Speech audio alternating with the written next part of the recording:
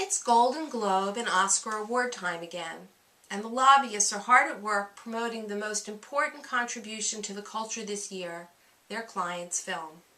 If that thought uplifts you, maybe you want to pass this piece of thinking by, because according to some people like my own sister, I'm a classic killjoy. But all I ask is that you consider the facts.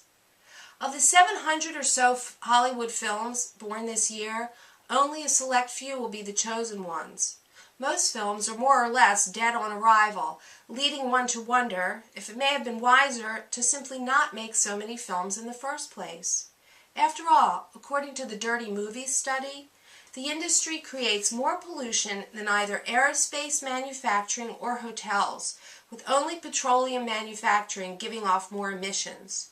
In Bloomberg Businessweek, an article called Hollywood's Monster-Sized Carbon Footprint had this to say: big budget flicks with locations around the globe making going green all the harder.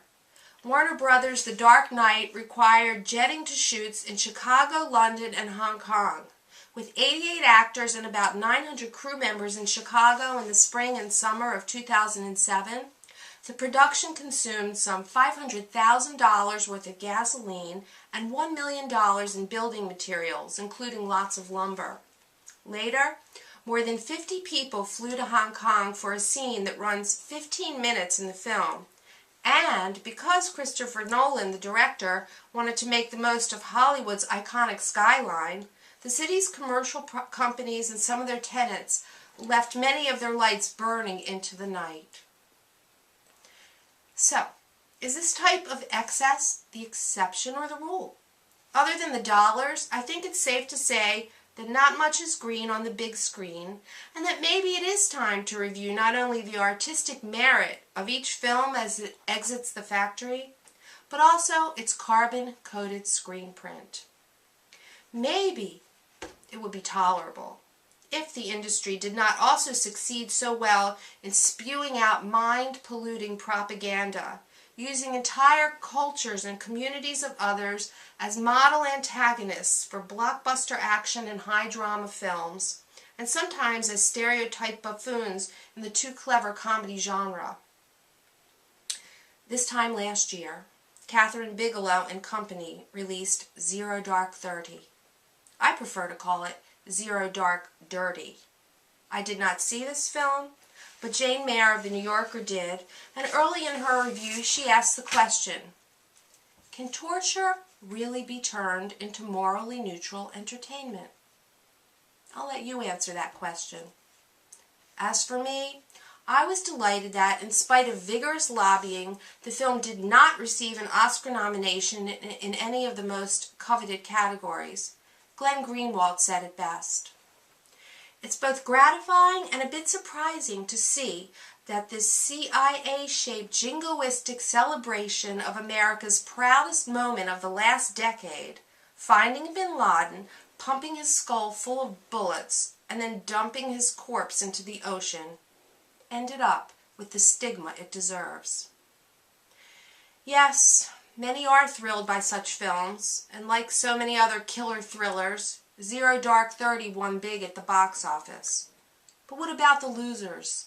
The victims of the lies and assaults that make this war pornography possible in the first place.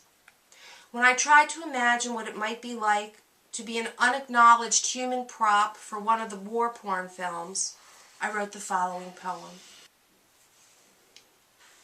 The Academy Awards.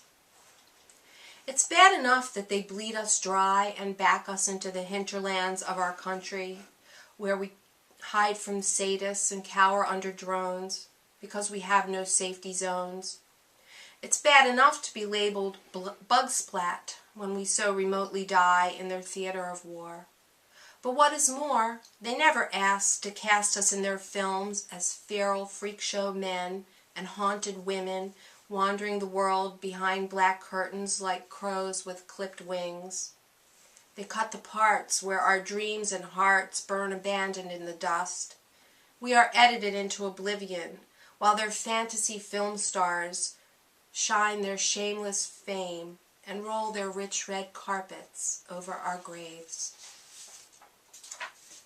In my personal little theater, the predator class will never get a pass, which is why I will now turn to the elephant on the screen. The elephant, whose 200-year history in America is another tale of exploitation, as documented in 2 new books, Topsy and Behemoth, which I hope to review at a later date. The elephant, as well as all of the other animals employed in the film business, are the subjects of a new report. No animal was harmed, by Gary Baum. The bloody paw print on the cover of the report makes it clear that, yes, animals were harmed. I won't go into the details, but I do encourage all who care about animal welfare to read the report or to read the summary article recently published in Live Science by Mark Bekoff, one of the world's pioneering cognitive ethologists and founder with Jane Goodall of Ethologists for the Ethical Treatment of Animals.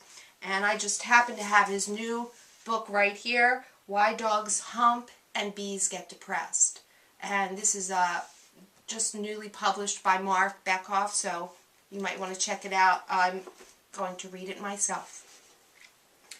Anyway, Tai, an Asian elephant who was born in the wild in 1966, is owned by the organization Have Trunk, Will Travel.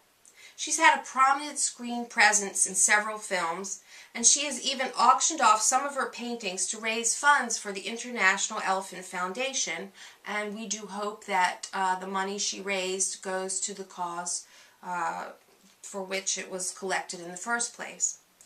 Most recently, though, she was featured in the popular film Water for Elephants. Of course, the "No Animal Was Harmed" end credit was stamped on the film. And it's true, when the cameras roll, no harm is done. But behind the scenes, the true tale is shockingly mean. And I was wondering about how the animals really feel. We don't really know, but I think we have a pretty good idea at this point.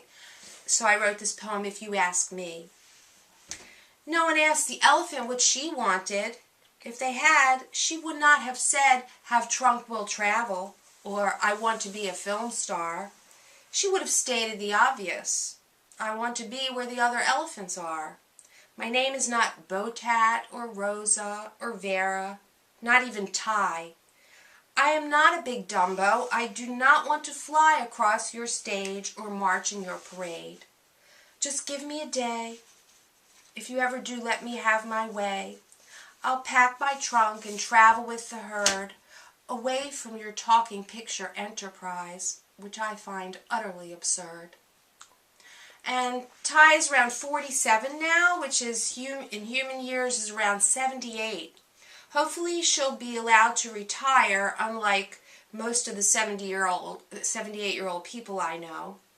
And certainly she won't share the fate of Travis, the retired chimp actor who behaved like an angry beast and was shot to death by police in 2009. So, if you do decide to leave this monstrous widescreen wasteland behind, you can wander off to the Namibian desert, where, thanks to the entomologists, you'll be introduced to the Global Conservation Club's creative master building celebrity, the termite. And rather than watching this year the self-aggrandizing red carpet celebrity festival, you can check out the Termite Pavilion at the International Arts Festival. Bye.